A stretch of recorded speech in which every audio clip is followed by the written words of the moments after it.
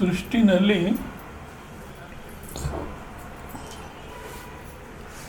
ಮನುಷ್ಯನ ಸೃಷ್ಟಿ ಮಾಡಿ 84 ಲಕ್ಷ ಜೀವರಾಶಿಗಳಲ್ಲಿ ಮನುಷ್ಯ ಒಬ್ಬನಿಗೆ ಅವಕಾಶ ಇರೋದು. ಏನು, ಕೆಡಲಿಕ್ಕೂ ಅವಕಾಶ ಇದೆ, ಒಳ್ಳೆಯನಾಗಲಿಕ್ಕೂ ಅವಕಾಶ ಇದೆ. ಇನ್ಯಾವ ಪ್ರಾಣಿಗೂ ಅಂಥ ಅವಕಾಶ ಇಲ್ಲ. ಮನುಷ್ಯನಿಗೆ ಆ ಸ್ವತಂತ್ರತೆ ಇದೆ. ಮತ್ತು ಬುದ್ಧಿ ಕೊಟ್ಟಿಯಾನ ಪರಮಾತ್ಮ. ಆ ಬುದ್ಧಿ ಚೆನ್ನಾಗಿ ಉಪಯೋಗಿಸ್ಕೋ ಅಂತ. ಅಷ್ಟೇ ಅಲ್ಲ, ಧರ್ಮ ಯಾವುದು, ಅಧರ್ಮ ಯಾವುದು, ಒಳ್ಳೆಯದು ಯಾವುದು, ಕೆಟ್ಟದ್ದು ಯಾವುದು, ಮನುಷ್ಯನಾಗಿ ಹುಟ್ಟಿದ ಮೇಲೆ ಏನು ಮಾಡಬೇಕು ಅನ್ನತಕ್ಕಂಥ ಶಾಸ್ತ್ರವನ್ನು ಇಟ್ಟಿಯಾನೆ. ಅದನ್ನೇ ವೇದಗಳು ಅಂತಾರೆ. ಪ್ರಾರಂಭದಲ್ಲಿ ಈ ವೇದೋಕ್ತವಾಗಿರ್ತಕ್ಕಂಥ ಸಂಪ್ರದಾಯ ಮಾತ್ರ ಇದ್ದಿದ್ದು. ಬೇರೆ ಮತಗಳೆಲ್ಲ ಇವಾಗ ಬಂದಿರೋದು. ಸೊ ಇದನ್ನೇ ಆ ವೇದೋಕ್ತವಾಗಿರ್ತಕ್ಕಂಥ ಸಂಪ್ರದಾಯವನ್ನು ಹಿಂದೂಯಿಸಮ್ ಅಂತಾರೆ. ಆ ಹಿಂದೂ ಅನ್ನತಕ್ಕಂಥ ಶಬ್ದವೇ ಸರಿಯಲ್ಲ. ಸುಮ್ಮನೆ ಅದನ್ನೆಲ್ಲ ಈ ಸ್ವಾಮಿಗಳೆಲ್ಲ ತಲೆಗೆ ಹಾಕ್ಕೊಂಡು ಹಿಂದೂ ಅಂದರೆ ಮುಸ್ಲಿಂ ಫೈಟ್ ಮಾಡೋದು ಅಂತ ಅಷ್ಟೇ ತೊಗೊಂಡಿದ್ದಾರೆ. ಹಿಂದೂ ಅನ್ನೋ ಶಬ್ದ ಯಾವ ರೀತಿ ಬಂತು ಅಂದರೆ, ಯಾರೋ ಪರ್ಷಿಯನ್ ಇವ್ರು ಬಂದ್ರಂತ ನಮ್ಮ ದೇಶಕ್ಕೆ. ಸಿಂಧೂ ನದಿ, ಸಿಂಧೂ ಸಂಸ್ಕೃತಿ ಅನ್ನಬೇಕು. ಅವರಲ್ಲಿ ಸಕಾರ ಇಲ್ಲ, ಸಕಾರಕ್ಕೆ ಹಕಾರ ಉಚ್ಚಾರಣೆ ಮಾಡೋರಂತೆ. ಅದಕ್ಕೆ ಹಿಂದೂ ಸಂಸ್ಕೃತಿ ಅಂದರು ಅವರು. ಅದನ್ನೇ ನಾವು ಭದ್ರವಾಗಿ ಇಟ್ಕೊಂಬಿಟ್ವಿ. ತಪ್ಪಾಗಿ ಉಚ್ಚಾರಣೆ ಯಾರೋ ತಪ್ಪಾಗಿ ಹೇಳಿದ್ರೆ ಅದನ್ನೇ ಭದ್ರವಾಗಿ ಇಟ್ಕೊಂಬಿಟ್ವಿ. ಇದೊಂದು. ಎರಡನೇದು, ಆಮೇಲೆ ಬ್ರಿಟಿಷರ್ಸ್ ಬಂದರು.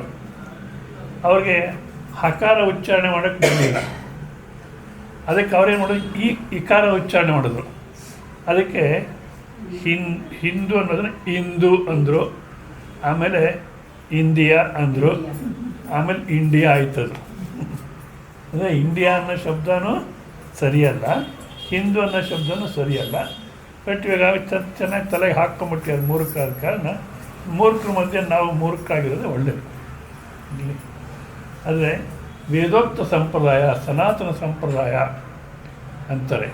ಅದರಲ್ಲಿ ವೇದಗಳೇ ಜೀವನಕ್ಕೆ ಆಧಾರ, ಮೂಲ. ಸೊ ವೇದ ಅಂದರೆ ಏನಪ್ಪ ಅಂದರೆ, ಸಾಮಾನ್ಯವಾಗಿ ಅದಕ್ಕೆ ಕರ್ನಾಟಕದಲ್ಲೇ ಇಂಥವೆಲ್ಲ ಜಾಸ್ತಿ. ಅದ್ಯಾರೋ ಸ್ವಾಮಿಗಳಿದ್ದಾರೆ, ಅವ್ರು ಹೇಳ್ತಾರೆ ವೇದಗಳು, ಭಗವದ್ಗೀತೆ ಇವೆಲ್ಲನೂ ಬ್ರಾಹ್ಮಣರು ತಮ್ಮ ಹೊಟ್ಟೆಪಾಡಿಗೋಸ್ಕರ ಬರ್ಕೊಂಡಿರೋದು ಅಂತ. ಹೊಟ್ಟೆಪಾಡಿಗೋಸ್ಕರ ದುರುಪಯೋಗ ಮಾಡ್ಕೊಂಡಿರ್ಬೋದು ಬ್ರಾಹ್ಮಣರು. ಆದರೆ ಬ್ರಾಹ್ಮಣರು ಬರೆದಿದ್ದಲ್ಲ, ಮತ್ತು ಅಪೌರುಷೇಯ, ಪುರುಷ ಬುದ್ಧಿಯಿಂದ ಬಂದಿದ್ದಲ್ಲ. ಪುರುಷ ಬುದ್ಧಿಯಿಂದ ಬಂದಿದ್ದರಿಂದ ಯಾರೋ ಬುದ್ಧಿಪೂರ್ವಕವಾಗಿ ಬರೆದಿದ್ದಲ್ಲ ಅದು. ಮತ್ತು ಸೃಷ್ಟಿನಲ್ಲಿ ಆ ಶಬ್ದಗಳಿತ್ತು, ವೇದ ಮಂತ್ರಗಳು ಸೃಷ್ಟಿನಲ್ಲಿತ್ತು. ಅದನ್ನು ಮಹರ್ಷಿಗಳು ತಮ್ಮ ತಪಶಕ್ತಿಯಿಂದ ಕಂಡಿಡ್ಕೊಂಡ್ರು. ಇವಾಗ ಇಲ್ಲಿ radio waves, T V waves ಎಲ್ಲ ಇದೆ, ನಮಗೆ ಕಾಣಿಸಿಲ್ಲ. ಅದೇ ಒಂದು ಎಕ್ವಿಪ್ಮೆಂಟ್ ತಂದಿಟ್ರೆ, ಟಿ ವಿ ತಂದಿಟ್ರೆ ಇಲ್ಲಿ ಕೂತ್ಕೊಂಡು ನೋಡ್ಬೋದು. ಬಟ್ ಇವಾಗ ಕಾಣುತ್ತೆ ಅನ್ನೋದು ಇಲ್ಲ, ಅದು ಇದೆ. ಭೂ ಆಕರ್ಷಣ ಶಕ್ತಿ ಇತ್ತು ಪೃಥ್ವಿನಲ್ಲಿ. ಪೃಥ್ವಿಗೆ ವಸ್ತುವನ್ನು ಆಕರ್ಷಣೆ ಮಾಡತಕ್ಕಂಥ ಶಕ್ತಿ ಇತ್ತು. ಅದನ್ನು ಯಾರೋ ಒಬ್ಬ ಕಂಡಿಡ್ಕೊಂಡ. ಆ ಶಕ್ತಿ ಯಾರು ಕಂಡಿಡಿದ್ನೋ ಅವನು ಸೃಷ್ಟಿ ಮಾಡಿದ್ದಲ್ಲ, ಇತ್ತು, ಕಂಡಿಡ್ಕೊಂಡ. ಅದೇ ರೀತಿ ಮಂತ್ರಗಳು ಸೃಷ್ಟಿನಲ್ಲಿತ್ತು. ಮಹರ್ಷಿಗಳು ತಮ್ಮ ತಪಶಕ್ತಿಯಿಂದ ತಮ್ಮ ಮನಸ್ಸನ್ನು ಆ ಮಟ್ಟಕ್ಕೆ ತೊಗೊಂಡೋದಾಗ ಆ ಮಂತ್ರಗಳನ್ನು ನೋಡಿಬಿಟ್ಟು ನಮ್ಗೆ ಹೇಳಿದ್ರು. ಅದನ್ನೇ ವೇದಗಳು, ಆ ಮಂತ್ರಗಳನ್ನೇ ವೇದಗಳು ಅನ್ನೋದು. ಸೊ ವೇದ ಅಂದರೆ ಏನಪ್ಪ ಅಂದರೆ, ವಿದ್ದಾತೋ ಕರ್ಣೆ ಪ್ರಜ್ಞೆ ವೇದ. ಅಂದರೆ ವಿದ್ದನ್ನತಕ್ಕಂಥ ಧಾತುವಿಂದ ಬಂದಿರತಕ್ಕಂಥ ಶಬ್ದ ಅದು. ವಿದ್ದಾತುಗೆ ಅರ್ಥ ಏನಂದರೆ ಕರ್ಣೆ, ಮಾಡತಕ್ಕಂಥದ್ದು. ಪ್ರಜ್ಞೆ ಅಂದರೆ ಜ್ಞಾನ. ಇದು ವೇದ. ವೇತ್ತಿ ಸೃಷ್ಟಿತತ್ವ ಅನೇನೈತಿ ವೇದ. ಸೃಷ್ಟಿ ರಹಸ್ಯವನ್ನು ಯಾವುದರಿಂದ ತಿಳ್ಕೊಳ್ತೀವಿಯೋ ಅದು ವೇದ. ಸೃಷ್ಟಿ ರಹಸ್ಯವನ್ನು ಯಾವುದರಿಂದ ತಿಳ್ಕೊಳ್ತೀವಿಯೋ ಅದು ವೇದ. ಇವಾಗೇನೋ ಸೃಷ್ಟಿ ರಹಸ್ಯನ ಕಂಡುಹಿಡಿತೀವಂತ ಅದೆಷ್ಟೋ ಕೋಟಿ ರೂಪಾಯಿ ಖರ್ಚು ಮಾಡಿದ್ದಾರೆ. ಭಾರತ ದೇಶದವ್ರು ಕೂಡ 100 ಕೋಟಿ ಕೊಟ್ಟಿದ್ದಾರೆ. ನಿಜವಾಗ್ಲೂ ಕೊಡಬೇಕಾದಿರಲಿಲ್ಲ. ಆದರೆ ಈ ಭಾರತ ದೇಶದ ರಾಜಕೀಯ ವ್ಯಕ್ತಿಗಳು ಶುದ್ಧ ಮೂರ್ಖರು. ಏನು ಗೊತ್ತಿಲ್ಲ, ಸುಮ್ಮನೆ ಜನಗಳಿಗೆ ಮೋಸ ಮಾಡೋದು ಒಂದು ಚೆನ್ನಾಗಿ ಕಲ್ತಿದ್ದಾರೆ. ಈ ಶುಗರ್ ಕೋಟೆಡ್ ಪಾಯ್ಸನ್ ಪಿಲ್ ಎಲೆಕ್ಷನ್ ಮಾತಾಡೋದೆಲ್ಲನೂ ಶುಗರ್ ಕೋಟೆಡ್ ಪಾಯ್ಸನ್ ಪಿಲ್ ಅಂದರೆ ವಿಷದ ಗುಳಿಗೆಗೆ ಸಕ್ಕರೆ ಹಚ್ಚಿಬಿಟ್ಟು ಮಾತಾಡ್ತಿರ್ತಾರೆ ಹೌದಾ. ಇವ್ರು ನಿಜವಾಗ್ಲೂ ಹೇಳಬೇಕಾಗಿತ್ತು, ಸೃಷ್ಟಿ ರಹಸ್ಯ ತಿಳಿಬೇಕಾದ್ರೆ ನಮ್ಮ ವೇದಗಳನ್ನ ಅಧ್ಯಯನ ಮಾಡಿ ಗೊತ್ತಾಗುತ್ತೆ. ಅಷ್ಟೇ ಹೊರತು ಈ ಕೋಟ್ಯಾಂತರ ರೂಪಾಯಿ ಖರ್ಚು ಮಾಡಬೇಡಿ ಅಂತ ಹೇಳಬೇಕಾಗಿತ್ತು. ಅಷ್ಟೊಂದು ಜ್ಞಾನ ಧೈರ್ಯ ಇಲ್ಲ. ಅದಕ್ಕೆ 100 ಕೋಟಿ ಕೊಟ್ಟರು. ಕೊನೆಗೆ ಏನು ಕಂಡುಹಿಡಿದವರು? ದೈವ ಕಣ ಅಂತೇನೋ ಕಂಡುಹಿಡಿದ್ರು. ಆ ಕಣಗಳಿಂದ ಜಗತ್ತು ಸೃಷ್ಟಿಯಾಗಿದೆ ಅಂತ. ಇದನ್ನು ಕಣಾದ ಮಹರ್ಷಿ ಅಂದರೆ ಕಂಡುಹಿಡಿದಿದ್ರು. ಇವರು ಇಷ್ಟು ಕೋಟಿ ಖರ್ಚು ಮಾಡಿದ್ದಾರೆ. ಆ ಕಣಾದ ಮಹರ್ಷಿಗಳು ಯಾವ ರೀತಿ ಜೀವನ ಮಾಡೋದು, ಎಷ್ಟು ಖರ್ಚು ಮಾಡೋದು ಅಂದರೆ ಪಾಪ ಬೆಳಗ್ಗೆ ಎದ್ದು ನದಿಯಿಂದ ಸ್ನಾನ ಮಾಡಿಕೊಂಡು ತಮ್ಮ ಅಧ್ಯಯನ ಮಾಡ್ಕೊಂಡಿರೋರು ಮಧ್ಯಾಹ್ನ ಮನೆಗಳಿಗೆ ಭಿಕ್ಷಕ್ಕೂ ಹೋಗ್ತಿರ್ಲಿಲ್ಲ. ಕಣದಲ್ಲಿ ಹೊಲದಲ್ಲಿ ಹೋಗೋರು. ಅಲ್ಲಿ ಜೋಳ ರಾಗಿ ನವಣೆ ಇಂಥದ್ದೇನು ಬಿದ್ದಿದ್ರೆ ಆರಿಸ್ಕೊಂಡು ತಿನ್ಬಿಡೋರು. ತಿನ್ಬಿಟ್ಟು ಕೈ ತೊಳ್ಕೊಂಬಿಡೋರು. ಬಸ್ ಮುಗೀತು ಅಷ್ಟೇ. ಈ ರೀತಿ ಜೀವನ ಮಾಡ್ತಿದ್ರು. ಒಂದು ಸಲ ಯಾರೋ ಹೇಳ್ತಾರೆ ರಾಜಂಗೆ, ರಾಜ ಅಂದಮೇಲೆ ಪ್ರಜೆಗಳಿಗೆ ಚೆನ್ನಾಗಿ ನೋಡ್ಕೋಬೇಕು, ಅದರಲ್ಲೂ ಬ್ರಾಹ್ಮಣನ ಚೆನ್ನಾಗಿ ನೋಡ್ಕೋಬೇಕು. ಯಾಕೆಂದರೆ ಅಧ್ಯಯನ ಮಾಡ್ಕೊಂಡಿರ್ತಾರೆ ಅವರು, ಜಗತ್ತಿಗೆ ಹಿತವಾಗಿರ್ತಕ್ಕಂಥದ್ದನ್ನು ಹೇಳ್ತಾರೆ. ಅವ್ರನ್ನ ನೋಡ್ಕೊಳ್ತಕ್ಕಂಥ ಜವಾಬ್ದಾರಿ ರಾಜಂದು. ಸೊ ನೀನು ಸರಿಯಾಗಿ ನೋಡ್ಕೊಳ್ತಿಲ್ಲ, ಭಿಕ್ಷಕ್ಕೆ ಎಷ್ಟು ಅವಸ್ಥೆ ಪಡ್ತಾರೆ ಅವರು ಅಂದಾಗ ರಾಜ ಏನು ಮಾಡ್ತಾರೆ, ಒಂದು ಎತ್ತಿನ ಬಂಡಿನಲ್ಲಿ ಎಲ್ಲ ಪದಾರ್ಥಗಳು ಹಾಕ್ಕೊಂಡು ಅಡುಗೆ ಮಾಡಲಿಕ್ಕೆ ಬೇಕಾದ ಸಾಮಾನೆಲ್ಲ ಹಾಕ್ಕೊಂಡು ಬರ್ತಾನೆ. ಒಳಗಡೆ ಇರ್ತಾರೆ ಕಣಾದ ಮಹರ್ಷಿಗಳು. ಯಾರೋ ಹೇಳ್ತಾರೆ ರಾಜ ಬಂದ್ಯಾನೆ ತಮ್ಮನ್ನು ನೋಡ್ಲಿಕ್ಕೆ. ಯಾಕೆ ಬಂದ, ಏನು ಕೆಲಸ ಇಲ್ಲಿ ಅಂತಾರೆ. ಈಗಿನ ಕಾಲಕ್ಕೆ ನಾವುಗಳಾದರೆ ಎದ್ದು ಓಡಿ ಹೋಗಿ ಕರ್ಕೊಂಬಂದು ಕುರ್ಜಿ ಕೂಡಿಸಿ ಅವ್ರ ಪಾದ ತೊಳೆದು ಈ ಸ್ವಾಮಿಗಳಿದೆಲ್ಲ ಬರೀ ರಾಜಕೀಯ. ಕಣಾದ ಯಾಕೆ ಬಂದಂತೆ, ಏನೋ ನಿಮ್ಮನ್ನು ನೋಡ್ಬೇಕಂತಾನೆ. ಸರಿ ಬಾ ಅನ್ನು ಕರೆದ್ರು. ರಾಜ ಹೇಳ್ತಾನೆ, ಆಹಾರಕ್ಕೆ ಭಾಳ ತೊಂದರೆ ಪಡ್ತಿದ್ದೀರಂತ ನೀವು. ನಂದು ತಪ್ಪಾಯಿತು, ಇಷ್ಟು ದಿವಸ ನಾನು ನೋಡ್ಕೊಳ್ಳಿಲ್ಲ. ನೀವು ಆ ರೀತಿ ಆಹಾರಕ್ಕೆ ತೊಂದರೆ ಪಡ್ತಿರೋದು ನನ್ನ ಮನಸ್ಸು ಭಾಳ ಹಿಂಸೆ ಆಗುತ್ತೆ. ಓ ಹೌದೇನಪ್ಪ, ಹಾಗಿದ್ಮೇಲೆ ನಿನ್ನ ರಾಜ್ಯ ಎಲ್ಲಿನ ತನಕ ಇದೆ ಹೇಳು. ನೋಡಿ ಅವ್ರ ಮನಸ್ಸಲ್ಲಿ ಹೇಗಿರುತ್ತೆ, ಎಷ್ಟು ವೈರಾಗ್ಯ, ಎಷ್ಟು ತ್ಯಾಜ್ಯ. ನಿನ್ನ ರಾಜ್ಯ ಎಲ್ಲಿನ ತನಕ ಇದೆ ಹೇಳು, ಅಲ್ಲಿಂದ ಆಚೆ ಹೋಗ್ಬಿಡ್ತೀನಿ, ನಿಂಗೆ ಹಿಂಸೆ ಆಗೋದು ಬೇಡ ಅಂತಾರೆ. ಇಲ್ಲ ನಿಮ್ಮನ್ನು ಹೋಗು ಅಂತ ಹೇಳಕ್ಕೆ ಬಂದಿಲ್ಲ ನಾನು. ಮತ್ತು ಯಾತಕ್ಕೋಸ್ಕರ ಬಂದಿದ್ದೀನಿ ಅಂದರೆ ನಿಮಗೆ ಬೇಕಾದ ಅನುಕೂಲ ಮಾಡೋಣ ಅಂತ ಬಂದಿದ್ದೀನಿ. ನೋಡಿ ಎತ್ತಿನ ಬಡಿ ಎಲ್ಲ ತೊಗೊಂಬಂದಿದ್ದೀನಿ. ಇದನ್ನೆಲ್ಲ ಒಳಗಡೆ ಇಟ್ಕೊಂಡು ನೀವು ಅಡುಗೆ ಮಾಡ್ಕೊಂಡು ತಿಂದು ಆಮೇಲೆ ಅಧ್ಯಯನ ಮಾಡ್ಕೊಳ್ಳಿ ಅಂದರೆ ಮಹರ್ಷಿಗಳು ಹೇಳ್ತಾರೆ, ನನಗೆಲ್ಲ ಅಷ್ಟು ಟೈಮ್ ಇದೆ ಅಂದ್ಕೊಂಡಿದ್ಯಾ? ಅಷ್ಟು ಟೈಮ್ ಇಲ್ಲ, ಎಲ್ಲ ವಾಪಸ್ ತೊಗೊಂಡೋಗು. ನನ್ನ ಅಧ್ಯಯನದಲ್ಲಿ ಏನೋ ಒಂದು 15 ನಿಮಿಷ ಅರ್ಧ ಗಂಟೆ ಮಾಡಿಕೊಂಡು ಆಹಾರ ಮುಗಿಸ್ಬಿಡ್ತೀನಿ. ಇದನ್ನೆಲ್ಲ ಒಳಗಡೆ ಇಟ್ಕೊಂಡು ಬೇಯಿಸ್ಕೊಂಡು ತೊಳ್ಕೊಂಡು ಮಾಡ್ಕೊಳ್ಳೋ ಅಷ್ಟು ಟೈಮ್ ಇಲ್ಲ ನನಗೆ, ವಾಪಸ್ ತೊಗೊಂಡೋಗು ಅಂತಾರೆ. ರಾಜ ಕಾಲಿಗೆ ಬಿದ್ದು ಬಂಗೋಗ್ತಾನೆ, ಒಪ್ಪೋದೇ ಇಲ್ಲ, ಮತ್ತು ವಾಪಸ್ ತೊಗೊಂಡೋಗ್ತಾರೆ. ಅಷ್ಟೇ ಅಲ್ಲ, ನನ್ನ ಅನುಮತಿ ಇಲ್ಲದೆ ಇನ್ನೊಂದು ದಿವಸ ಬರಬೇಡ ಅಂತಾರೆ. ಆ ರೀತಿ ಇದ್ದಂಥ ವ್ಯಕ್ತಿಗಳು ಅಂಥ 3 ಕಾಸು ಖರ್ಚಿಲ್ದಿರ ಈ ಜಗತ್ತಿನ ಮೂಲ ಕಣ ಅಂತ ಕಂಡುಹಿಡಿದವರು. ಕಣದ ಮಹರ್ಷಿ ಅಂತ ಅದಕ್ಕೆ ಅವ್ರಿಗೆ ಹೆಸರು. ಕಣವನ್ನು ಆರಿಸ್ಕೊಂಡು ತಿಂತಿದ್ರು ಅಂತಂದು, ಮತ್ತು ಈ ಜಗತ್ತಿನ ಮೂಲ ಕಣವೇ ಅನ್ನೋದನ್ನು ಕಂಡುಹಿಡಿದ್ರು ಅಂದ್ಬಿಟ್ಟು ಕಣಾದ ಮಹರ್ಷಿ ಅಂತಾರೆ. ಇವರು 100 ಕೋಟಿ ಖರ್ಚು ಮಾಡಿ ಸುಮ್ಮನೆ ವ್ಯರ್ಥ ಅದು. ಆಯಿತಾ? ಇಲ್ಲಿ ಅಂದರೆ ಸೃಷ್ಟಿ ರಹಸ್ಯವನ್ನು ನಾವು ತಿಳಿಬೇಕಂದ್ರೆ ವೇದಗಳ ಮುಖಾಂತರನೇ ತಿಳಿಬೇಕು, ಅನ್ಯ ಮಾರ್ಗ ಅನ್ನತಕ್ಕಂಥದ್ದು ಇಲ್ಲ.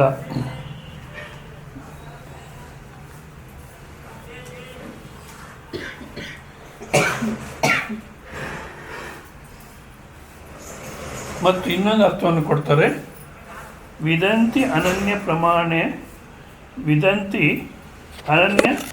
ವೇದ್ಯಂ ಧರ್ಮಲಕ್ಷಣಂ ಅಸ್ಮಾತ್ ಇತಿ ವೇದ. ಬೇರೆ ಯಾವ ಪ್ರಮಾಣದಿಂದಲೂ ತಿಳಿಯೋಕ್ಕೆ ಸಾಧ್ಯವಾಗದೇ ಇರತಕ್ಕಂಥ ಧರ್ಮ ಲಕ್ಷಣವನ್ನು, ಧರ್ಮ ಯಾವುದು ಅಧರ್ಮ ಯಾವುದು ಅನ್ನತಕ್ಕಂಥ ನಾವು ಬೇರೆ ಯಾವ ಪ್ರಮಾಣದಿಂದಲೂ ತಿಳ್ಕೊಳ್ಳೋಕ್ಕೆ ಸಾಧ್ಯವಿಲ್ಲ. ಅಂಥದ್ದನ್ನು ಈ ವೇದಗಳೇ ಹೇಳುತ್ತೆ ನಮಗೆ. ಇತರ ಪ್ರಮಾಣಗಳಿಂದ ತಿಳಿಯಲಾಗದ ಧರ್ಮಲಕ್ಷಣವನ್ನು ತಿಳಿಸಿಕೊಡುವುದೇ ವೇದ. ಇತರ ಪ್ರಮಾಣಗಳಿಂದ ತಿಳಿಯೋಕ್ಕಾಗದೇ ಇರತಕ್ಕಂಥ ಧರ್ಮ ಲಕ್ಷಣವನ್ನು ಧರ್ಮ ಅಂದರೆ ಯಾವುದು ಅನ್ನೋ ತಿಳಿಸ್ಕೊಡುತ್ತೆ. ಅದನ್ನು ಆ ಗ್ರಂಥವನ್ನು ವೇದಗಳು ಅಂತಾರೆ. ಮತ್ತು ಸರ್ವೇ ಮನುಷ್ಯಾ ಸರ್ವ ವಿದ್ಯಾ ಯೇಷು ವಾ ತಥಾ ವಿದ್ವಾಂಸಶ್ಚ ಭವಂತಿ ತೇ ವೇದಾ. ಎಲ್ಲ ಮನುಷ್ಯರು ಎಲ್ಲ ವಿದ್ಯೆಗಳನ್ನು ಯಾವುದರಿಂದ ಅಥವಾ ಯಾವುದರೊಳಗೆ ಅರಿತು ಜ್ಞಾನಿಗಳಾಗುತ್ತಾರೋ ಅವೇ ವೇದಗಳು. ಎಲ್ಲ ವಿದ್ಯೆ ಅನ್ನತಕ್ಕಂಥದ್ದು ಯಾವ ಗ್ರಂಥದಲ್ಲಿ ಇದೆಯೋ ಅದೇ ವೇದಗಳು. ಹಾಗಿದ್ಮೇಲೆ ಇಂಥದ್ದೇನೋ ಹೇಳ್ತಾರೆ, ಕಂಪ್ಯೂಟರ್ ಸೈನ್ಸ್ ಇದೆಯೋ, ಸೆಲ್ ಫೋನ್ ಇದೆಯೋ ಅಂತಿದೇನೋ ಕೇಳ್ತಾರೆ. ಅಲ್ಲ, ನಾವು ಏನು ಮಾಡಿದ್ವಿ, ಪ್ರಪಂಚವನ್ನು 2 ಭಾಗ ಮಾಡಿದ್ವಿ. ನೋಡ್ತೀವಿ, ನೋಡಿ 2 ಭಾಗ ಮಾಡ್ತೀವಿ. ಏನು, ಇದು ನನಗೆ ಅನುಕೂಲ, ಇದು ಅನಾನುಕೂಲ ಅಂತ. ಸೊ ಅನುಕೂಲವಾದನ್ನು ಪಡೀಲಿಕ್ಕೆ ಪ್ರವೃತ್ತಿ ಕರ್ಮ ಮಾಡ್ತೀವಿ, ಅನಾನುಕೂಲವಾದನ್ನು ಪಡೀಲಿಕ್ಕೆ ನಿವೃತ್ತಿ, ಅನಾನುಕೂಲದಿಂದ ದೂರ ಹೋಗಲಿಕ್ಕೆ ನಿವೃತ್ತಿ ಕರ್ಮ. ಈ ಪ್ರವೃತ್ತಿ ನಿವೃತ್ತಿ ಕರ್ಮ ಮಾಡ್ತೀವಿ ಯಾವಾಗ ಅಂದರೆ ಪ್ರಪಂಚವನ್ನು ನೋಡಿ 2 ಭಾಗ ಮಾಡಿ ಪ್ರವೃತ್ತಿ ನಿವೃತ್ತಿ ಕರ್ಮ ಮಾಡ್ತೀವಿ. ಹೌದಾ? ಆ ಕರ್ಮದಿಂದ ಬರತಕ್ಕ ಫಲದಿಂದ ಸುಖನ ಅನುಭವಿಸ್ಬೇಕು ಅಂತ ಪ್ರಯತ್ನ ಮಾಡ್ತೀವಿ. ಇದು ಜೀವನ. ಆದರೆ ವೇದಗಳನ್ನು ಅಧ್ಯಯನ ಮಾಡಿ ನಾವು ತಿಳ್ಕೊಂಡ್ರೆ ಈ ಪ್ರಪಂಚದಿಂದ ಅನುಕೂಲ ಅನಾನುಕೂಲ, ಇದನ್ನು ಪಡಿಬೇಕು, ಇದನ್ನು ಪಡಿಬಾರ್ದು, ಇದನ್ನು ದೂರ ಮಾಡಬೇಕು ಅಂತ ಏನು ಅಭಿಪ್ರಾಯ ಬರ್ತಿದೆಯೋ ಇದೇ ನಿಂತೋಗ್ಬಿಡುತ್ತೆ. ಇನ್ನು ಎಲ್ಲ ಯಾವ ವಿದ್ಯೆ ಕಲಿತ್ರೆ ಯಾವ ಆನಂದ ಸಿಗಲ್ವೋ ಅಂಥ ಆನಂದ ಸಿಗುತ್ತೆ. ಇನ್ನೇನೋ ಕಲಿಬೇಕು, ಇನ್ನೇನೋ ತಿಳ್ಕೋಬೇಕು ಅನ್ನತಕ್ಕಂಥ ಈ ಭಿಕ್ಷುಕ ಇದ್ದಾನೆ. ಭಿಕ್ಷುಕ ಅಂದರೆ ಯಾರು?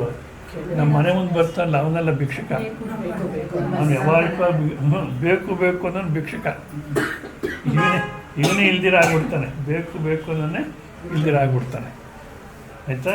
ಅಷ್ಟೇ ಅಲ್ಲ, ಪ್ರತ್ಯಕ್ಷ ಅನುಮಾನಾಭ್ಯಂ ಅನವಗತಿ ಇಷ್ಟ ಅನಿಷ್ಟ ಪ್ರಾಪ್ತಿ ಪರಿಹಾರ ಉಪಾಯ ಪ್ರಕಾಶನ ಪುರಃ. ಮನುಷ್ಯನಿಗೆ ಸಹಜವಾಗಿ ಇಷ್ಟ ಅನಿಷ್ಟ ಅನ್ನತಕ್ಕಂಥ ಬರುತ್ತೆ.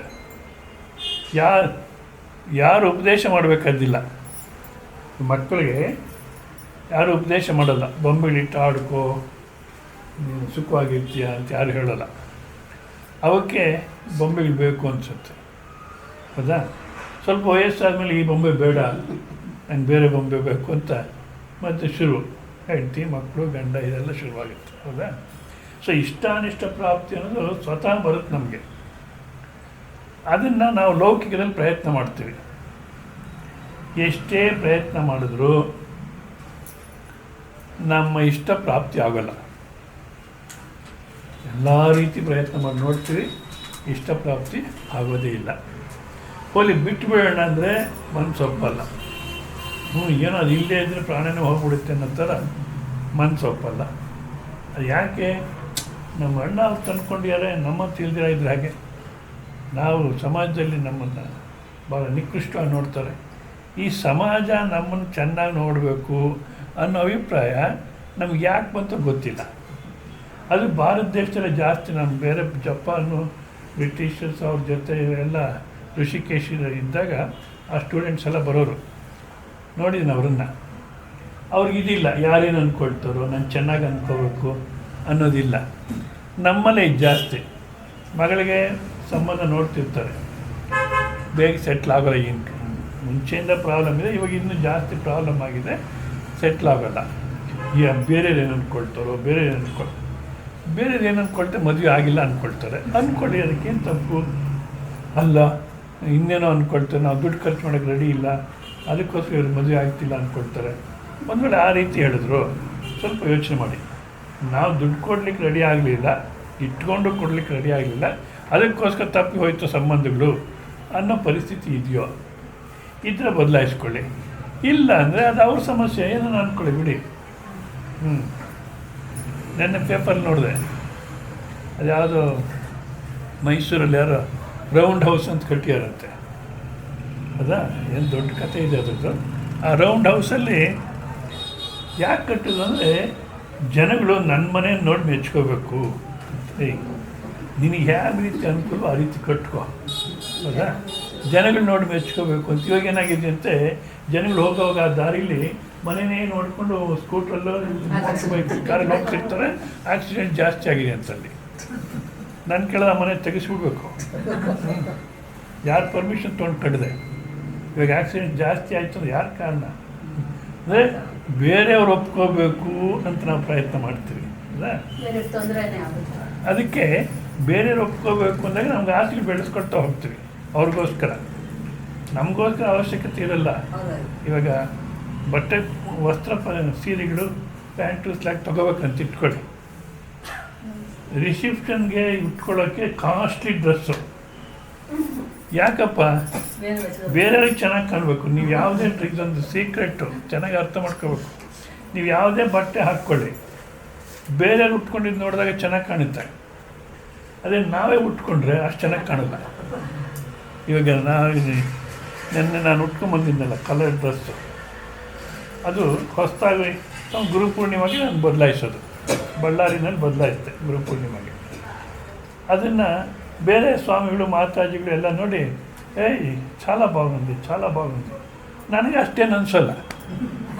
ಅಷ್ಟೊಂದು ಚೆನ್ನಾಗಿದೆ, ಎಲ್ಲರೂ ಹೇಳ್ತಾರೆ ಚೆನ್ನಾಗಿದೆ ಚೆನ್ನಾಗಿದೆ ಅಂತ. ಹೌದಾ ಅನ್ಕೋಬೇಕೆ ಹೊರತು ನಾನೇ ಉಟ್ಕೊಂಡಾಗ ಅಷ್ಟು ಚೆನ್ನಾಗಿದೆ ಅನಿಸಲ್ಲ.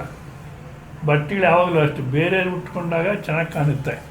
ಚೆನ್ನಾಗಿದೆ ಅಂತ ನಾವೇ ತೊಗೊಂಡ್ರೆ ನಮ್ಗೆ ಆಗ ಅನಿಸೋದೇ ಇಲ್ಲ. ಹೌದಾ?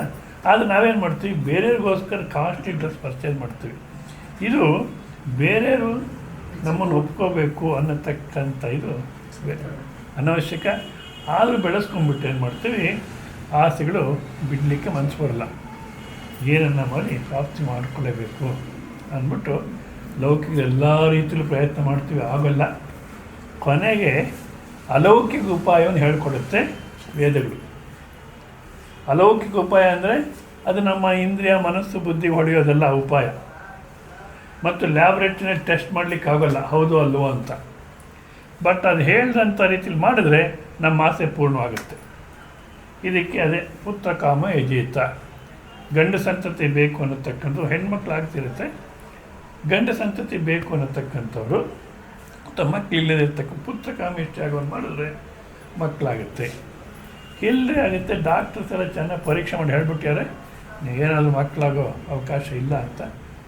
ಆ ಡಾಕ್ಟ್ರ್ ಕತೆ ಬಿಟ್ಬಿಡು, ಯಾವ ರೀತಿ ಹೇಳುತ್ತೋ ಆ ರೀತಿ ಮಾಡು, ಆಗುತ್ತೆ.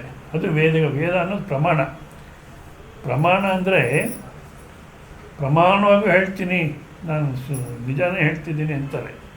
ಯಾವ ಪ್ರಮಾಣವಾಗೂ ನಿಜ ಹೇಳ್ತೀನಿ ಅಂತ ಒತ್ತೊತ್ತಿ ಹೇಳ್ತಾರೋ ಸಾಕಷ್ಟು ಸುಳ್ಳು ಹೇಳಿದ್ದಾರೆ ಅಂತಾರೆ.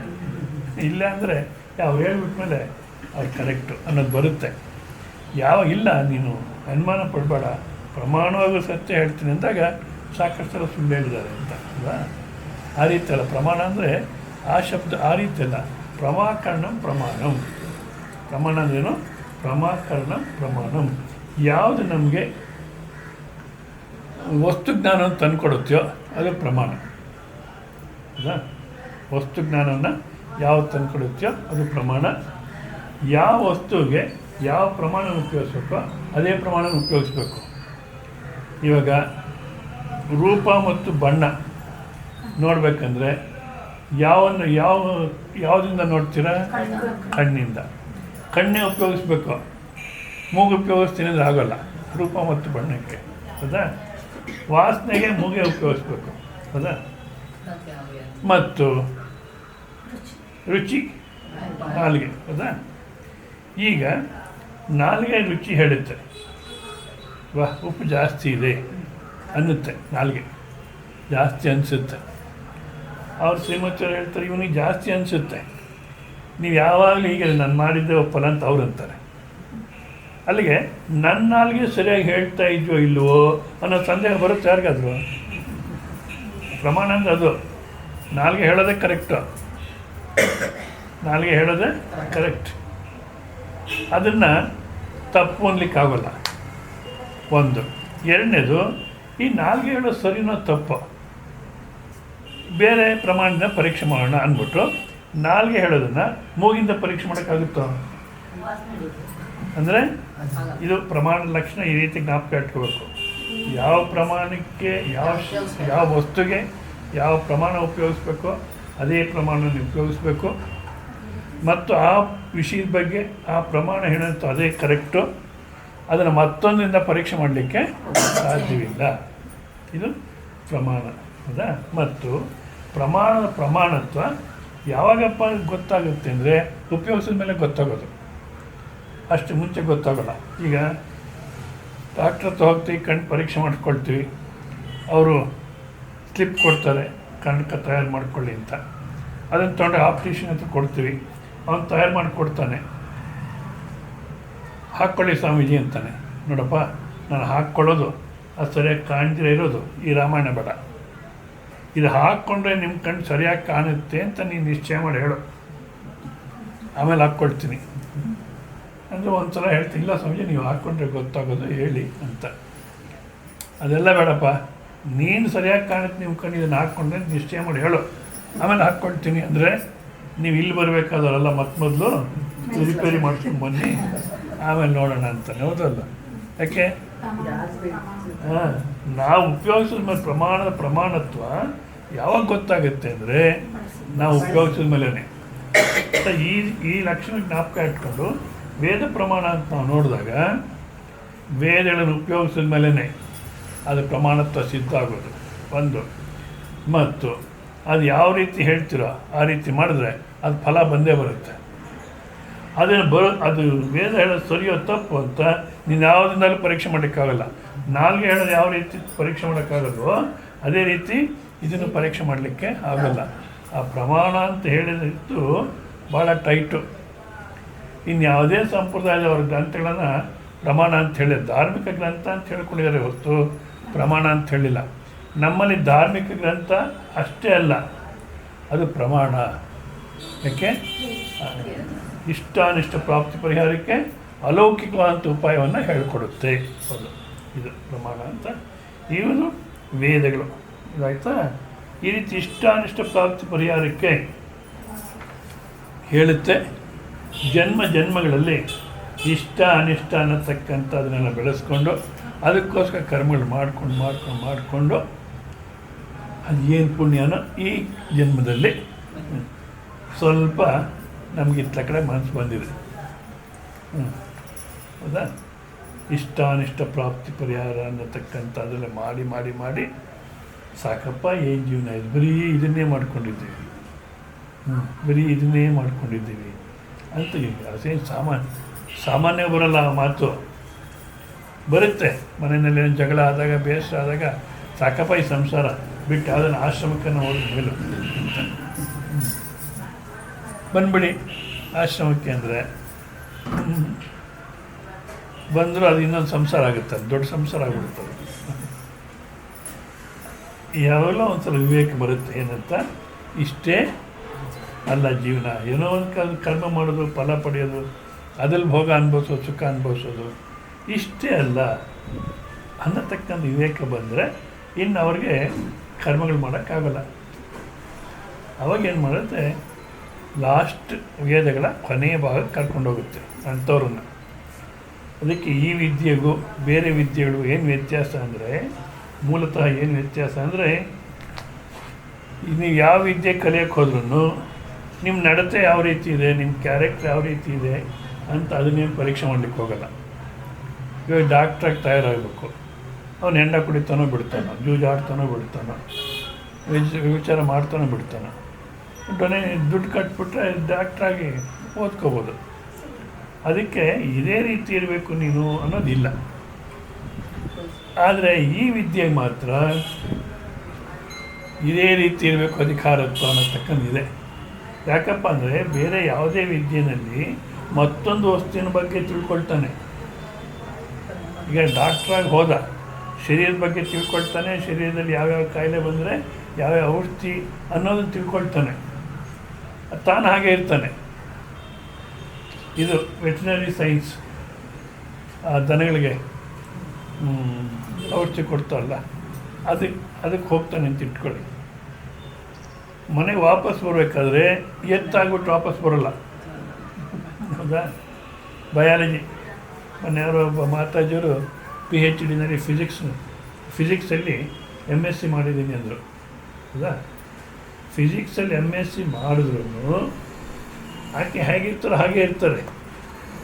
ಅವ್ರು ಯಾವುದೋ ಫಿಸಿಕ್ಸ್ ಆಗಿ ಒಂದು ವಸ್ತುವಾಗಿ ಕನ್ವರ್ಟ್ ಆಗಿಬಿಡಲ್ಲ.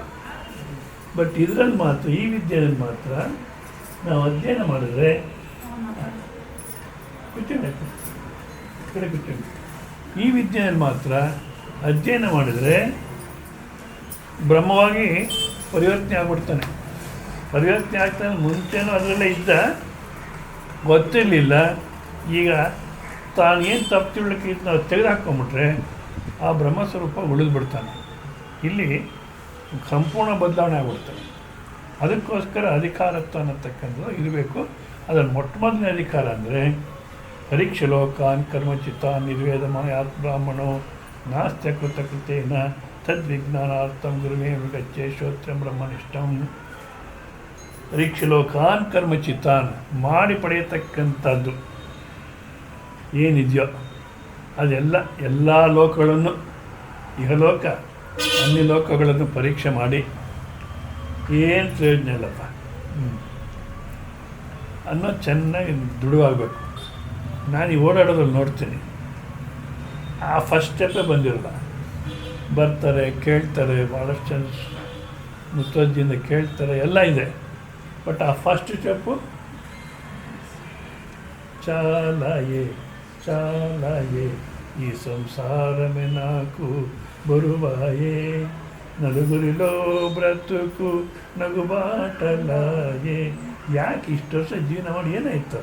ನలుగురిలో ಬ್ರತುಕು ನಗುಬಾಟಲಾಯೇ ಅಲ್ಲ, ಯಾಕೆ ಏನಾಯಿತು? ಅಂಥದ್ದೇನಾಗಿದೆ ನಿಮಗೆ ಗೊತ್ತಿಲ್ಲ ಸ್ವಾಮೀಜಿ. ಏನಾಗಿದೆ ಹೇಳಿ? ಮಾಟವಿನ ನೀ ಕೊಡುಕು ಶೂಲಮಾಯೇ. ಮನೆಯಲ್ಲಿ ಮಕ್ಕಳು ಮಾತು ಕೇಳಲ್ಲ, ಅವ್ರು ಮಾತಾಡಿದ್ರೆ ಬರ್ಜಿನ ಚಿತ್ರಗಾಗುತ್ತೆ. ಅದು ಈಗಿನ ಕಾಲಕ್ಕಂತ ಇವೆಲ್ಲ ಇನ್ನೂ ಚೆನ್ನಾಗಿ ಅನುಭವಕ್ಕೆ ಬರುತ್ತೆ. ಹಿಂದಿನ ಕಾಲಕ್ಕೆ ಗಣೇಶ, ಗೌರಿ, ರಾಮ, ಕೃಷ್ಣ ಅಂತ ಬೊಂಬೆಗಳು ಕೊಡಿಸೋರು. ಅದರ ಆಡ್ತಾ ಆಡ್ತಾ ಒಂದು ಸ್ವಲ್ಪ ಸಂಸ್ಕಾರ ಬರೋದು. ಈಗಿನ ಕಾಲಕ್ಕೆ ಅವೆಲ್ಲ ಹೋಯಿತು. ಈಗಿನ ಕಾಲದಲ್ಲಿ ಪಿಸ್ತೂಲ್ ಕೊಡಿಸ್ತಾರೆ. ಅವನೇನು ಮಾಡ್ತಾನೆ? ಡ್ಯಾಡಿ ಹ್ಯಾಂಡ್ಸ್ ಅಪ್ ಅಂತಾನೆ. ಯಾಕೆಂದರೆ ಇನ್ಯಾರ ಹತ್ರನೂ ಹೋಗಿ ಹ್ಯಾಂಡ್ಸ್ ಅಪ್ ಅನ್ನೋಕ್ಕಾಗಲ್ಲ. Mummy hands up, daddy hands up ಅಂತ. ಇವ್ರಿಗೆ ಎಷ್ಟೋ ಸಂತೋಷ, ನಮ್ಮ ಹುಡುಗ ಇಂಗ್ಲೀಷ್ ಮಾತಾಡ್ತಾನೆ ಅಂತ. 18ನೇ ವಯಸ್ಸು ಬಂದರು ಡ್ಯಾಡಿ ಹ್ಯಾಂಡ್ಸ್ ಅಪ್ ಅಂತಾನೆ. ಆವಾಗ ತಡೆಯೋಕ್ಕಾಗಲ್ಲ. ಸೊ ಇದು ಸಾಕಪ್ಪ, ಇದು ಸಾಕು ಅಂತ ಅನಿಸಿದರೆ ಅವ್ರಿಗೆ ಉಪನಿಷತ್. ಸೊ ಉಪನಿಷತ್ ಅಂದರೆ ವೇದಾಂತ ಅಂತ ಹೇಳ್ತಾರೆ. ಇನ್ನೊಂದು ಶಬ್ದ ಉಪನಿಷತ್, ಎರಡಕ್ಕೂ ಒಂದೇ ಅರ್ಥ. ವೇದಾಂತ ಅಂದರೂ ಒಂದೇ, ಉಪನಿಷತ್ ಅಂದರೂ ಒಂದೇ. ವೇದಾಂತ ಅಂದರೆ ವೇದಗಳ ಕೊನೆಯ ಭಾಗ ಅಂತ ಅಷ್ಟೇ ಅರ್ಥ. ಅದಕ್ಕೇನೋ ತಿಳಿವಿನ ಕೊನೆ ಅಂತ ಏನೋ ಹೇಳ್ತಾರೆ, ಅದೆಲ್ಲ ಏನಿಲ್ಲ. ವೇದದ ಕೊನೆಯ ಭಾಗ ಅಂತ. ಸೊ ಇವಾಗ ಆ ಉಪನಿಷತ್ ಅಂದರೆ ಏನು ಅನ್ನತಕ್ಕಂಥದ್ದನ್ನು ಈ ಶಂಕರಾಚಾರ್ಯರು ಈ ಕಠೋಪನಿಷತ್ ಭಾಷೆಯಲ್ಲಿ ಅದನ್ನು ಸಾಕಷ್ಟು ವಿವರಣೆ ಮಾಡಿದ್ದಾರೆ. ಮತ್ತು ಬೇರೆ ಭಾಷೆಗಳಲ್ಲಿ ಅಷ್ಟು ಸಂಪೂರ್ಣ ವಿವರಣೆ ಇಲ್ಲ, ಇದರಲ್ಲಿ ಮಾತ್ರ ವಿವರಣೆ ಮಾಡಿದ್ದಾರೆ. ಅದನ್ನು ನಾವು ತಗೊಳ್ಳೋಣ. ಕಠೋಪನಿಷತ್ತು ಕೃಷ್ಣ ಯಜುರ್ವೇದಕ್ಕೆ ಸೇರಿದ್ದು ಅಂತಾರೆ. ಅದರಲ್ಲಿ ಉಪನಿಷತ್ತು ಅಂದರೆ ಸದೇಧಾತೋ ವಿಶರಣ ಗತಿ ಅವಸಾಧನಾರ್ಥಸ್ಯ ಉಪನಿಪೂರ್ವಸ್ಯ ಕ್ವಿಪ್ರತ್ಯಯಾಂತಸ್ಯ ರೂಪಮಿದಂ ಉಪನಿಷತ್. ಉಪನಿಷತ್ ಅಂದರೆ ಸದೇರ್ ಧಾತೋ, ಸದೇರ್ ಅನ್ನತಕ್ಕಂಥ ಧಾತುವಿಂದ ಬಂದಿರತಕ್ಕಂಥದ್ದು. ಚಡಿಲ್ರು ಧಾತು ಅಂತಲೂ ಹೇಳ್ತಾರೆ. ಅದರಿಂದ ಬಂದಿರತಕ್ಕಂಥದ್ದು. ಅದಕ್ಕೆ 3 ಅರ್ಥ ಇದೆ. ವಿಶರಣ, ಗತಿ, ಅವಸಾಧನ ಅಂತ ನೋಟ್ ಮಾಡ್ಕೊಳ್ಳಿ. ವಿಶರಣ, ಗತಿ, ಅವಸಾಧನ. ವಿಶರಣ ಅಂದರೆ ನಾಶ, ವಿಶರಣ, ಗತಿ, ಅವಸಾಧನ. ಹೌದಾ? ವಿಶರಣ ಅಂದರೆ ನಾಶ ಅಂತ, ಅವಸಾಧನ. ಸೊ ವಿಶರಣ ಅಂದರೆ ನಾಶ. ಈ ಉಪನಿಷತ್ತು ಅನ್ನತಕ್ಕಂಥದ್ದು ನಾಶ ಮಾಡುತ್ತೆ. ಏನನ್ನು ನಾಶ ಮಾಡುತ್ತೆ? ಉಪನಿಷತ್ ಶಬ್ದದಿಂದ ವ್ಯಾಚಿಕ್ಯಾಸಿತ ಗ್ರಂಥ ಪ್ರತಿಪಾದ್ಯ ವೇದವಸ್ತು ವಿಷಯ ವಿದ್ಯಾ ಉಚ್ಯತೆ. ಕೇನ ಪುನಃ ಅರ್ಥಯೋಗೇನ ಉಪನಿಷತ್ ಶಬ್ದ ವಿದ್ಯಾ ಉಚ್ಯತೆ. ಯೇ ಮುಮುಕ್ಷೋ ದುಷ್ಟ ಅನುಶ್ರಾವಿಕ ವಿಷಯ ವಿತೃಷ್ಣಾ ಸಂತಹ.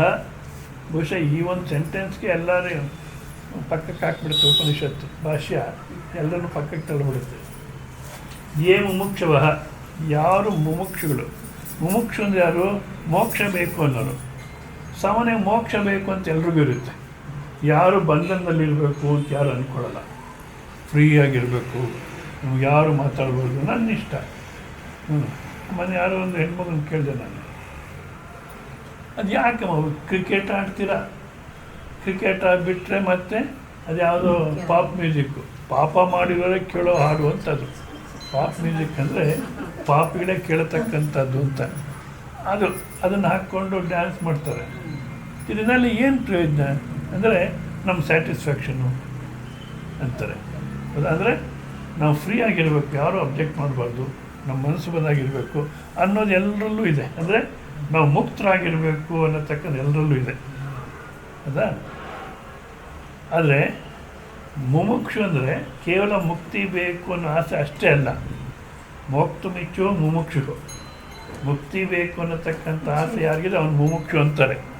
ಕೇವಲ ಮುಕ್ತಿ ಬೇಕು ಅನ್ನೋದು ಅಷ್ಟೇ ಅಲ್ಲ, ಮತ್ತೇನಪ್ಪ, ಮುಕ್ತನಾಗಬೇಕಾದ್ರೆ ಯಾವ ರೀತಿ ಜೀವನ ಮಾಡಬೇಕೋ ಆ ರೀತಿ ಜೀವನ ಮಾಡೋಕ್ಕೂ ಇಷ್ಟ ಇದೆಯಾ, ಇದು ಒಂದು. ಮತ್ತು ಮುಕ್ತನಾಗಬೇಕಾದ್ರೆ ಏನು ತಿಳ್ಕೊಂಡ್ರೆ ಮುಕ್ತನಾಗ್ತೀಯೋ ಅದನ್ನು ತಿಳ್ಕೊಳ್ಳೋ ಆಸಕ್ತಿ ಇದೆಯಾ. ನಾವು ಯಾವ ರೀತಿ ಇದ್ದೀವಿ ಅಂದರೆ, ಒಬ್ಬನವ್ರನ್ನ ಜೈಲಿಗೆ ಹಾಕ್ತಾರಂತೆ. ಸರಿ, ಕ್ರಿಮಿನಲ್ ಕೇಸು 12 ವರ್ಷ ಜೈಲಿಗೆ ಹಾಕಿದ್ರು. ಸರಿ, ಅವನ್ನ ಇಂಥ ಡೇಟಲ್ಲಿ ಬಿಟ್ಟು ಬಿಡಬೇಕು. ಆದರೆ ಈ ಭಾರತ ದೇಶದಲ್ಲಿ ಯಾವ ಆಫೀಸು ಕೆಲಸ ಮಾಡೋದು ಸರಿಯಾಗಿ, ಬರೀ ಲಂಚ ಇದರಲ್ಲೇ ಇದೆ. ಆ ಜೈಲಲ್ಲೂ ಅಷ್ಟೇ, ಆ ಜೈಲು ಸೂಪರಿಂಟು ಅವನ ಫೈಲು ನೋಡ್ಕೊಳ್ಳಿಲ್ಲ, ಯಾರು ನೋಡ್ಕೊಳ್ಳಿಲ್ಲ. 6 ತಿಂಗಳ ಕಾಲ ಜಾಸ್ತಿ ಇಟ್ಕೊಂಡ್ಬಿಟ್ರು ಜೈಲಲ್ಲಿ. ಯಾವತ್ತೂ ಸಹ ತೆಗೆದು ನೋಡ್ತಾರೆ, ಅಯ್ಯಯ್ಯೋ 6 ತಿಂಗಳ ಕಾಲ ಜಾಸ್ತಿ ಇಟ್ಕೊಂಡ್ಬಿಟ್ಟಿದ್ದೀವಿ, ಇನ್ನೇನು ಗಲಾಟೆ ಮಾಡ್ತಾನೋ ಏನು ಕಥೆಯೋ, ಮೊದಲೇ ಕ್ರಿಮಿನಲ್ ಕೇಸು, ನಮ್ಮನ್ನು ಹೊಡೆದಾಕ್ಬಿಡ್ತಾನೋ ಏನೋ ಅಂತ ಭಾಳಷ್ಟು ಭಯಪಟ್ಟು ಅವನ್ನ ಕರೆದು ಆಫೀಸಲ್ಲಿ ಕೂಡಿಸಿ ಕಾಫಿ ಟೀ ಎಲ್ಲ ಕೊಟ್ಟು, ನೋಡಪ್ಪ ನಮಗೆ ತಪ್ಪಾಗಿದೆ, 6 ತಿಂಗಳ ಕಾಲ ಜಾಸ್ತಿ ಇಟ್ಕೊಂಡ್ಬಿಟ್ಟಿದ್ದೀವಿ, ನೀನೇನು ಅಂದ್ಕೋಬೇಡ, ಗಲಾಟೆ ಮಾಡ್ಕೋಬೇಡ, ಮನಸ್ಸು ಹಿಂಸೆ ಪಡಬೇಡ, ನೋಡು ಇವತ್ತಿನ ದಿವಸ ಬಿಡ್ತೀವಿ, ಹೊರಟೋಗು ಶಾಂತವಾಗಿ. ಅದಕ್ಕೆ ಅವನು ಹೇಳ್ತಾನೆ, ಯಾಕ್ರಿ 6 ತಿಂಗಳಿಗೆ ಇಷ್ಟೊಂದು ಗೋಳಾಡ್ತೀರಾ ನೀವು, ಇಷ್ಟೊಂದು ಭಯಪಡ್ತೀರಾ, ನಾನು ನೆಕ್ಸ್ಟ್ ಟೈಮ್ ಬರ್ತೀನಲ್ಲ ಆವಾಗ 6 ತಿಂಗಳು ಡಿಡಕ್ಟ್ ಮಾಡ್ಕೊಳ್ಳಿ. ಅಂದ್ರೇನು, ನಾವು ಸ್ವತಂತ್ರವಾಗಿದ್ರೂ ಮತ್ತೆ ಯಾವ ರೀತಿ ಜೀವನ ಮಾಡ್ತೀವಿ ಅಂದರೆ, ಮತ್ತೆ ಬಂಧನಕ್ಕೆ ಬೀಳತಕ್ಕಂಥ ರೀತಿಯಲ್ಲೇ ಜೀವನ ಮಾಡ್ತೀವಿ ನೋಡಿ. ಬೇಕಾದರೆ ಎಷ್ಟೇ ವಿವೇಕ ಮಾಡಿ ಏನೇ ಮಾಡಿ ಮತ್ತು ಬಂಧನವನ್ನೇ ಬಂಧಕ್ಕೆ ಸಿಗಾಕ್ಕೊಡ್ತೀವಿ. ಬಿಡಿಸ್ಕೊಳ್ಳೋಕ್ಕೆ ಪ್ರಯತ್ನ ಮಾಡಲ್ಲ. ಇವಾಗ ಇದರಲ್ಲಿ ನೋಡಿ, ಬೇಕಾದರೆ ಮಗಳು ಮದುವೆ ಮಾಡಬೇಕು ಹೌದಾ. ಮಗಳು ಮದುವೆ ಮಾಡೋದು ಶಾಸ್ತ್ರ ಪ್ರಕಾರ ಏನು ಹೇಳುತ್ತೆ, ಮಮ ಋಣ ಪರಿಹಾರಾರ್ಥಂ, ನನಗೂ ಈ ಹೆಣ್ಮಗುಗೆ ಏನು ಋಣ ಇದೆ, ತಂದೆ ಸಂಕಲ್ಪ ಮಾಡ್ತಾರೆ, ನನಗೂ ಈ ಹೆಣ್ಮಗುಗೆ ಏನು ಋಣ ಇದೆಯೋ ಆ ಋಣ ಪರಿಹಾರಕ್ಕೋಸ್ಕರವಾಗಿ ನಾನು ನಿನಗೆ ಕನ್ಯಾದಾನ ಮಾಡ್ತಾಯಿದ್ದೀನಿ ಅಂತ. ಮಗಳಿಗೆ ಮದುವೆ ಮಾಡಿಬಿಟ್ಟು ಅಲ್ಲಿ ಋಣ ಮುಗೀತು, ಅವ್ರಿಗೆ ಇನ್ನೇನು ಸಂಬಂಧ ಇರಬಾರ್ದು. ನಮ್ಮಲ್ಲಿ ಯಾವ ರೀತಿಯಿಂದ ಮತ್ತೆ ಅವ್ರ ಮನೆಗೆ ಹೋಗಿ ಊಟ ಮಾಡಬಾರ್ದು.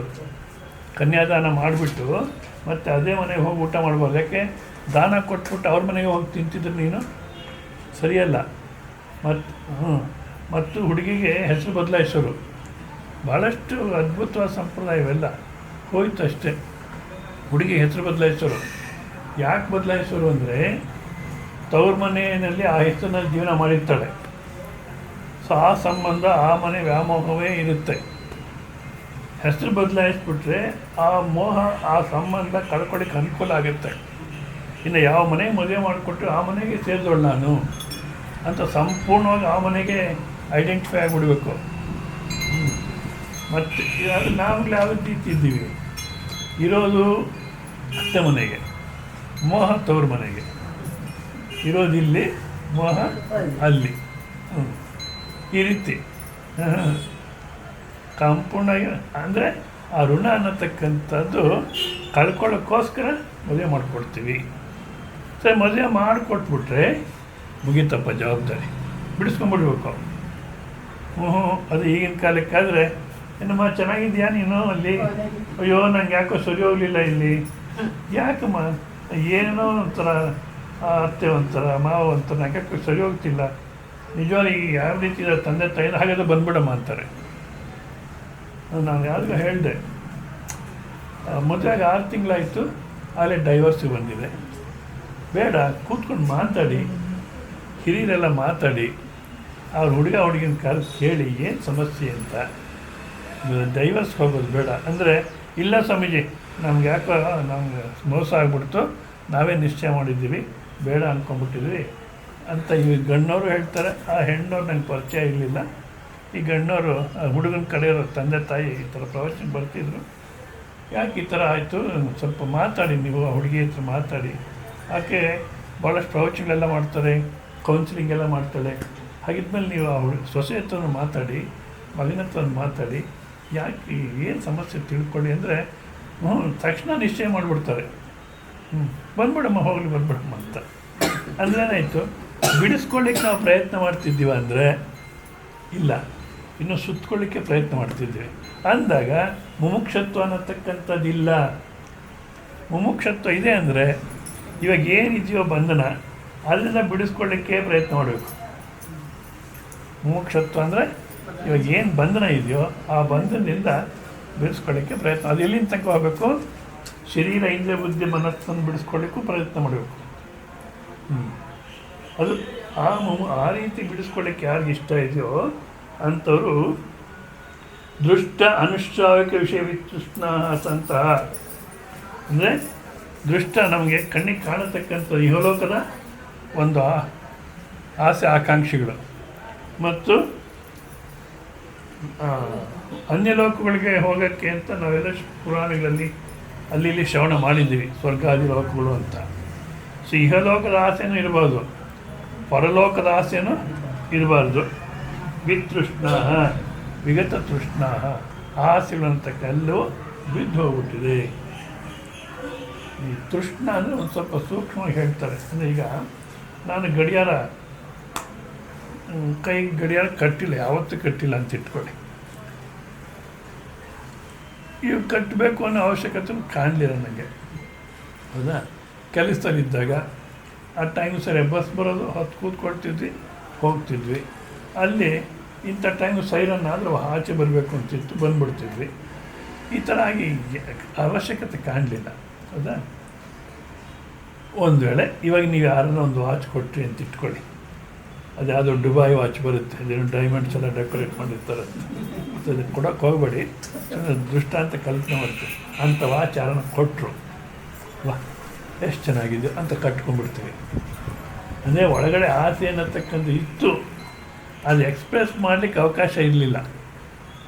ಯಾವಾಗ ಸಿಕ್ತೋ ಆಗ ಒಪ್ಕೊಂಡ್ಬಿಡ್ತೀವಿ. ಇದೇ ಹೊರಗಡೆ ವ್ಯಕ್ತವಾಗ್ತಿರ್ಲಿಲ್ಲ. ಈ ವಿಷಯ ವಿತೃಷ್ಣ, ಯಾರಿಗಾದರೆ ಇಹಲೋಕದ ಆಸೆಗಳು ಪರಲೋಕದ ಆಸೆಗಳು ಅನ್ನತಕ್ಕಂಥದ್ದು ಬಿಟ್ಟು ಹೋಗಿದೆಯೋ ಅಂಥವನ್ನೇ ಸಂತಹ ಉಪನಿಷತ್ ಶಬ್ದವಾಚ್ಯ ವಕ್ಷಮಾಲಕ್ಷ್ಮ ವಿದ್ಯಾ ಉಪಸದ್ಯ ಉಪಗಮ್ಯ. ಆ ಉಪನಿಷತ್ತು ವಿದ್ಯೆಗೆ ಉಪಗಮ್ಯ ತನ್ನಿಷ್ಠತೆಯ ನಿಶ್ಚಯನ ಶೀಲಯಂತಿ. ಆ ವಿದ್ಯೆಯ ಸಾನ್ನಿಧ್ಯಕ್ಕೆ ಹೋಗಿ ಅಂದರೆ ಏನರ್ಥ,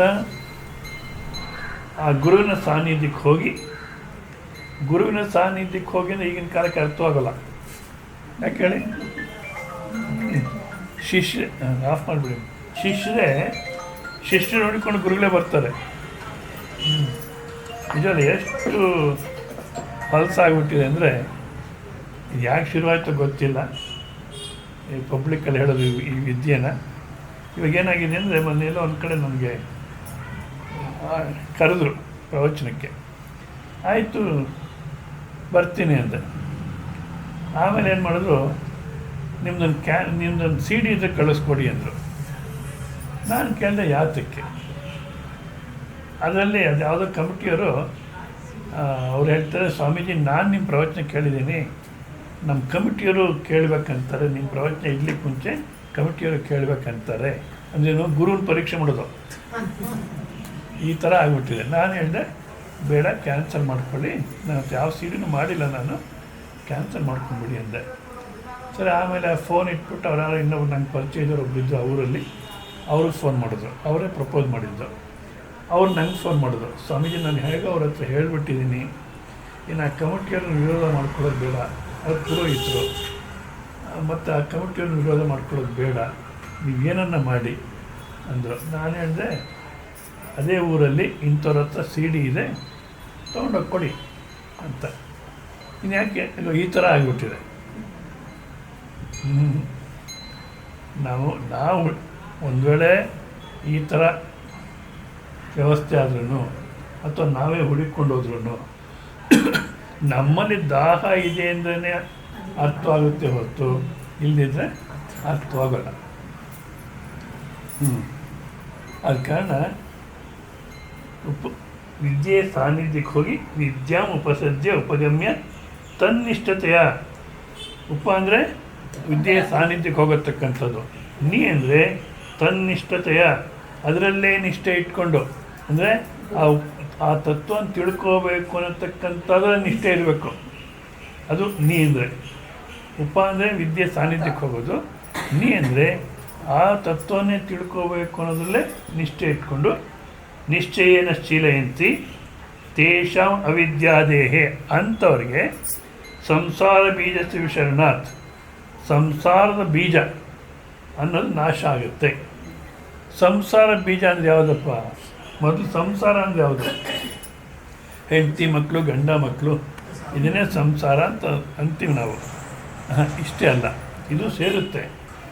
ಆದರೆ ಇನ್ನೊಂದು ಏನು ಸಂಸಾರ ಅಂದರೆ ಸಮ್ಯಕ್ ಸರತೀತಿ ಸಂಸಾರ, ಚೆನ್ನಾಗಿ ಓಡಾಡ್ಕೊಂಡಿದೆ.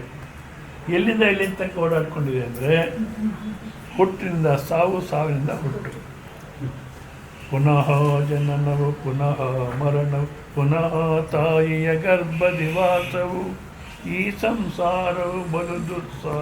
ಅಪ್ಪ, ಈ ಸಂಸಾರ ಅನ್ನತಕ್ಕಂಥದ್ದು ದಾಟೋದು ಭಾಳ ಕಷ್ಟ. ಯಾವುದು? ಈ ಹುಟ್ಟು ಸಾವು ಅನ್ನತಕ್ಕಂಥ ಸಂಸಾರ. ಹುಟ್ಟಿದ್ವಿ, ಸತ್ವಿ, ಈ ಮಧ್ಯೆ ಆನಂದವಾಗಿದೆಯಪ್ಪ ಜೀವನ. ಇನ್ಯಾಕೆ ಈ ಎಷ್ಟು ಸಲ ನಾವು ಹುಟ್ಟಲಿ, ಎಷ್ಟು ಸಲ ನಾವು ಸಾಯಲಿ, ಏಕೆಂದರೆ ಆನಂದವಾಗಿರ್ತೀವಿ. ಕೆಲವು ಸಲ ಹಾಗನ್ಸುತ್ತೆ. ಒಂದು ಸಲ ದೊಡ್ಡ ಕೋಲಾರಲ್ಲಿ ಯಾರೋ ಬಂದರು ನಮ್ಮ ರೂಮ್ಗೆ, ಸ್ವಾಮೀಜಿ ನೀವು ಯಾಕೆ ಈ ಸಂಸಾರ ದುಃಖ ಅದು ಇದು ಅಂತೀರ, ಎಷ್ಟು ಆನಂದವಾಗಿದೆ ಅಂದರು.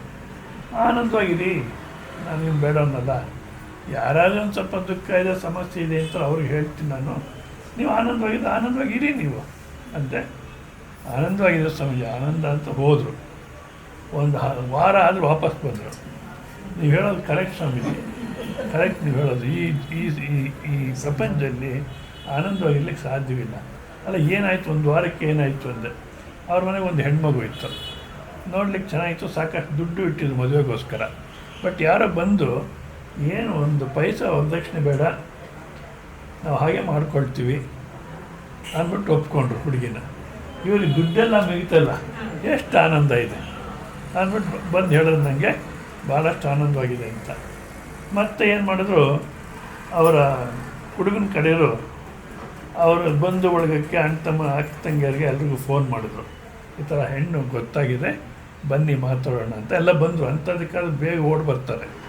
ವೇದಾಂತ ಪ್ರವಚನಕ್ಕೆ ಬನ್ನಿ ಅಂದರೆ ಅಯ್ಯೋ ನೋಡೋಣ ಅಂತ ಬಂದರು ಎಲ್ಲರೂ.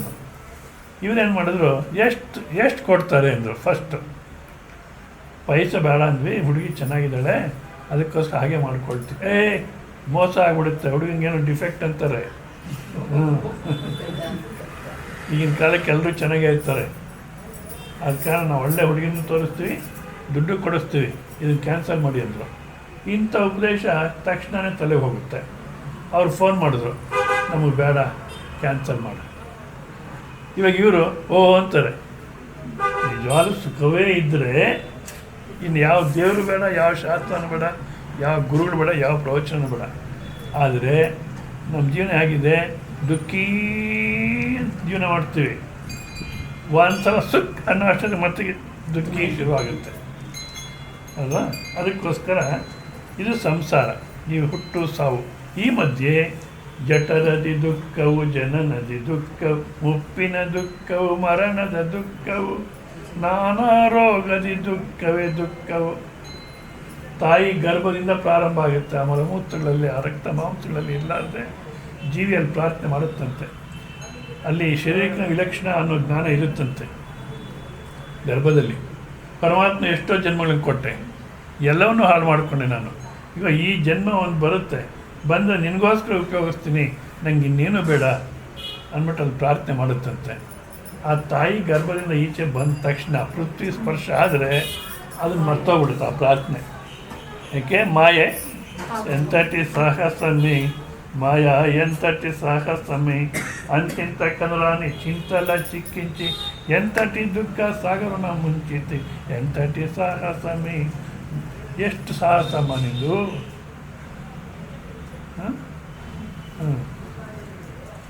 ಎಂತಟಿ ಸಾಹಸಮೇ మాయా ఎంతటి సాహసమే అంతింత కనరాని చింతల చిక్కించి ఎంతటి దుఃఖ సాగరన ముంచితి ఎంతటి సాహసమే మాయా ఎంతటి ಸಾಹಸಮೇ. ದೇಹ ವಿಲಕ್ಷಣ ಚಿನ್ಮಯುಡಗ ನಾಕು ಗರ್ಭದಲ್ಲಿ ಶರೀರಕ್ಕಿನ ಬೇರೆ ಅನ್ನೋದಿತ್ತು ನನಗೆ. ದೇಹ ವಿಲಕ್ಷಣ ಚಿನ್ಮಯುಡಗ ನಾಕು ದೇಹಮೇ ನೇನನಿ ಮೋಹ ಮುಚ್ಚಿಟ್ಟಿರ್ತೀವಿ ಎಂತಟಿ ನೀನೇ ಶರೀರ ಅನ್ನತಕ್ಕ ಮೋಹ ತಂದ್ಬಿಟ್ಟೆ. ಎಂಥ ಸಾಹಸಮ್ಮ ನಿಂದು ಮಾಯಾ. ಅಂದರೆ ತಾಯಿ ಗರ್ಭದಲ್ಲಿದ್ದಾಗ ದುಃಖ, ಆ ಯೋನಿದ್ವಾರ ಈಚೆ ಬರಬೇಕಾದ ದುಃಖ, ಇಲ್ಲಿಗೆ ಬಂದಮೇಲೆ ಅದು ಈಗಿನ ಕಾಲಕ್ಕೆ ಅದು ಭಾರತ ದೇಶದಲ್ಲಿ LKG ಅಲ್ಲ, ಅದೇನೋ ಇನ್ನೊಂದು PKG ಅಂತ ಒಂದು ಶುರುವಾಗಿದೆ. LKG ಮುಂಚೆ PKG ಅಂತೆ, ಪ್ರೀ ಕಿಂಡರ್ ಗಾರ್ಡನ್ ಅಂತ. ಅದಕ್ಕೆ 10 kg ಪುಸ್ತಕ ಹೊತ್ಕೊಂಡು ಹೋಗ್ಬೇಕು. ಹೌದಾ? ಸಾಕಪ್ಪ ಇದು. ಮತ್ತು PG ಮಾಡೋ ತನಕ ಮುಗಿಯಲ್ಲ ಕತೆ. ಜಠರದಿ ದುಃಖವು ಜನನದಿ ವೃದ್ಧಾಪ್ಯದಲ್ಲಿ ದುಃಖ. ಹೌದಾ? ವೃದ್ಧಾಪ್ಯದಲ್ಲಿ ದುಃಖ.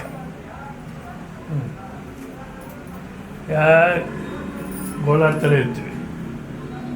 ಹೌದಾ? ಇದು ಸಂಸಾರ ಅಂದರೆ. ಈ ಸಂಸಾರಕ್ಕೆ ಸಂಸಾರ ಬೀಜಸ್ಯ ವಿಷರಣ.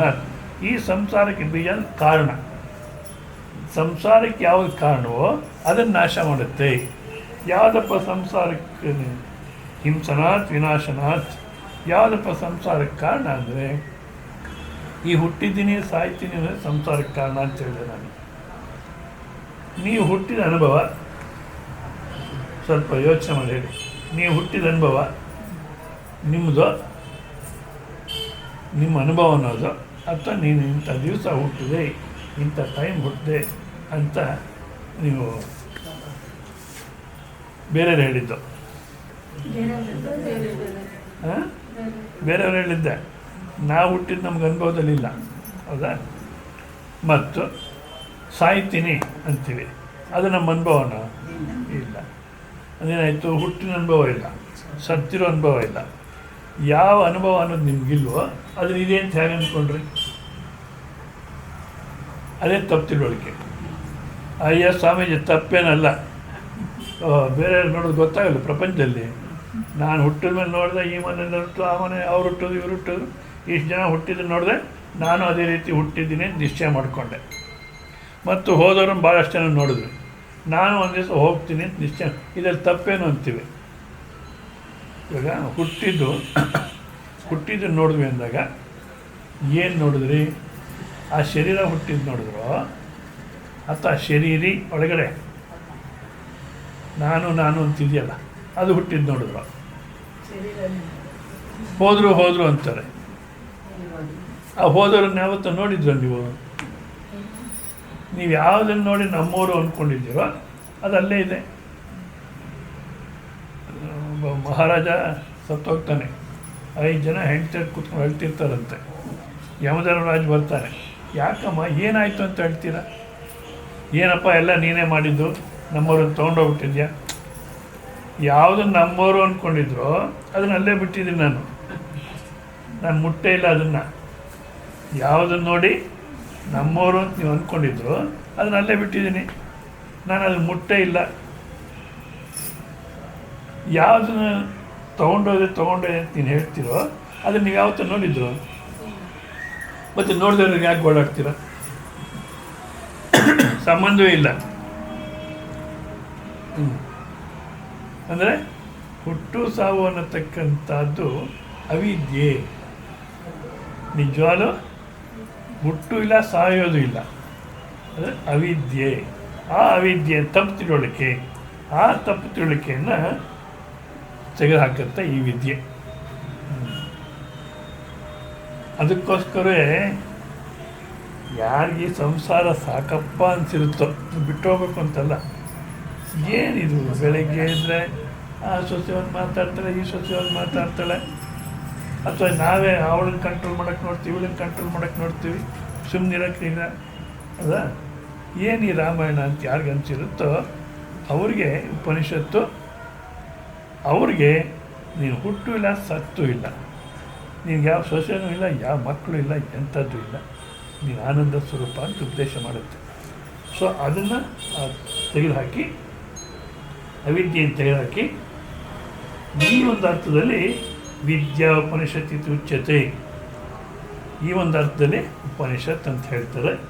ಇನ್ನೂ ಎರಡು ಅರ್ಥ ಇದೆ, ಗತಿ ಮತ್ತು ಅವಸಾಧನ ಅಂತ.